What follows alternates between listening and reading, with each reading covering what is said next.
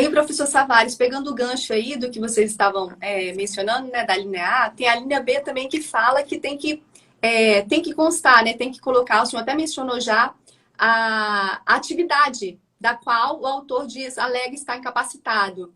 E, na verdade, a linha A e a linha B são questões de fatos, né? São os fatos constitutivos que o CPC já trazia. E o interessante é ter até um caso prático, assim, não sei se o senhor é dessa forma, anterior à lei. Que no escritório, logo no início, eu coloquei o autor como desempregado, sabe? Realmente ele estava desempregado. E aí o juiz veio com um despacho maravilhoso, falando que as partes têm que cooperar com o processo e nunca mais eu esqueci. Isso ficou bem marcado. Então, o senhor é dessa maneira também, né? Dá esse despacho carinhoso, falando do dever de cooperação. Então tá. A linha B, indicação da atividade para o qual o autor alega estar incapacitado. Então, me parece, é serviços gerais, tá, mas, amigo, né? Então, serviços gerais faz o quê?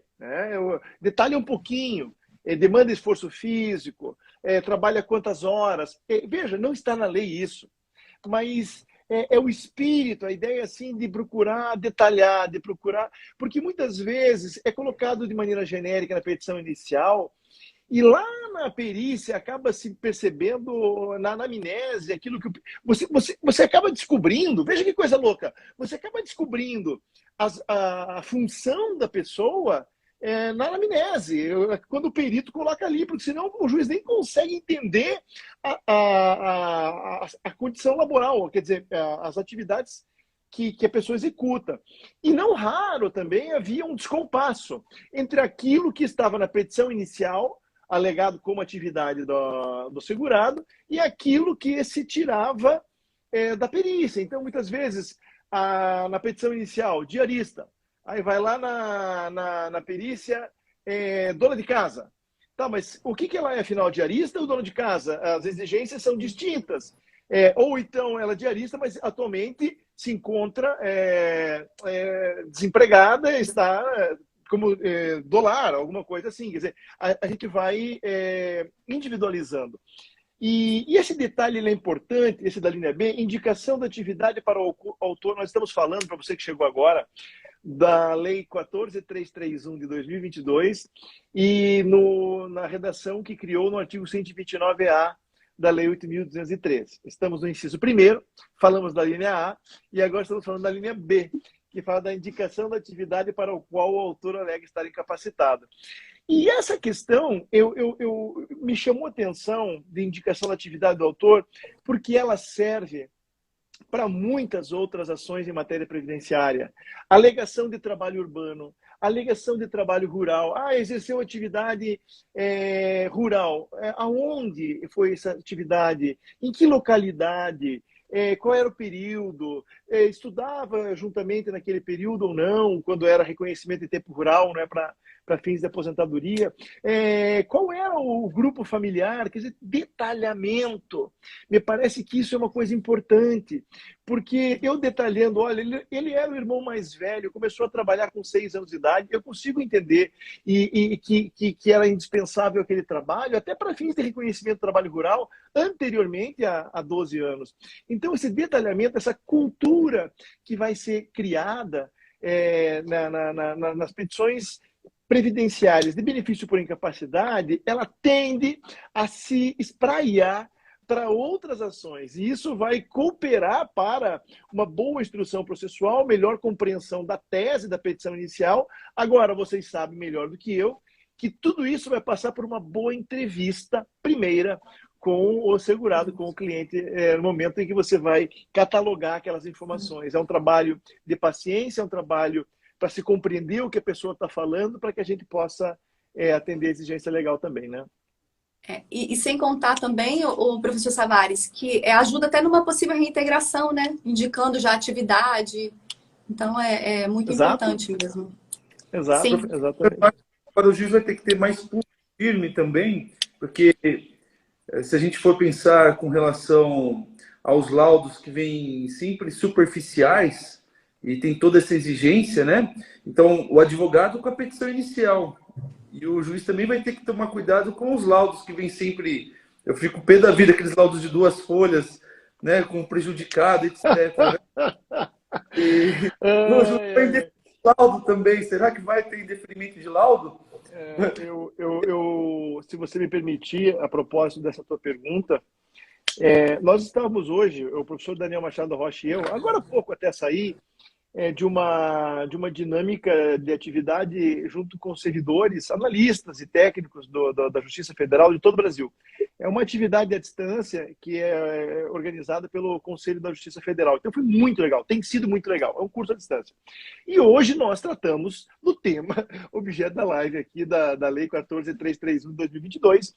E eu estava ali, disse, olha, é verdade que se exigirá mais da parte autora.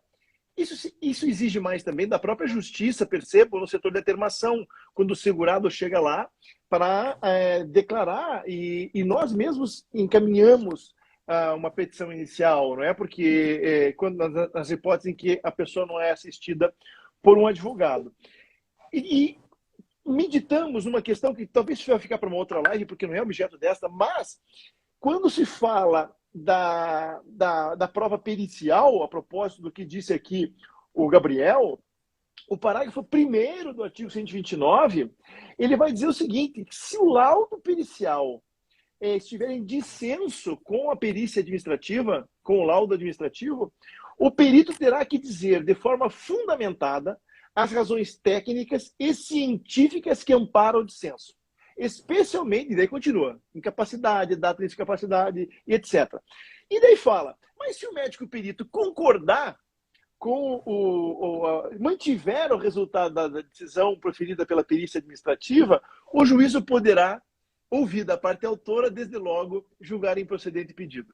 A impressão que dá nisso aqui é que o laudo terá que ter um esforço argumentativo muito maior quando houver uma discordância do perito judicial em relação ao que concluiu o perito médico federal, e, no entanto, se mantiver a conclusão do laudo, é como se pudesse manter pelos próprios fundamentos, sabe como? Então, esse é um problema, é um aspecto problemático a se discutir em outra oportunidade. Agora, o que eu falei ali para os nossos colegas, junto com o professor Daniel, é que nós também vamos ter que individualizar as coisas, que não é mais aceitável um contexto naquele em que quem decida última instância, essas questões sobre incapacidade seja o perito. O perito não é o agente decisório. É o órgão jurisdicional que tem o poder-dever de decidir a respeito da existência do direito ou não. E se o órgão jurisdicional, entenda-se, o juiz, a turma recursal ou o tribunal, simplesmente comunicar às partes a respeito do que decidiu o perito, na verdade ele está apenas reproduzindo uma decisão anterior que, no final das contas, é do perito. E não é isso que se espera de um juiz. Se espera que a sentença ela constitua a decisão substancialmente, que ela seja a decisão e não uma carta de comunicação da decisão pericial. Então, Gabriel, aproveita a tua fala para dizer que vai se exigir mais, sim, do perito, vai se exigir mais também, também pela cooperação do órgão jurisdicional. Um parênteses bem rápido. Pelo que eu saiba, são 200 laudos, 200 perícias médicas que o médico pode fazer no mês, pelo que eu me lembro, né? Não sei se mudou, alterou, não vi se alterou isso. Então, o medo, acho que hoje, do Poder Judiciário, isso englobando os advogados, todas as partes, é que, pelo deixe de observar a profissiografia, né? Todos os requisitos importantes para que esse laudo possa ser confrontado com a administração pública, né, com os peritos federais. Acho que é um tema que a gente vai desenvolver muito aí nos próximos meses, né? Sim, nós vamos ter quem sabe, né, modelo do laudo médico administrativo, um modelo semelhante no laudo pericial judicial, né, nós podemos enfrentar isso.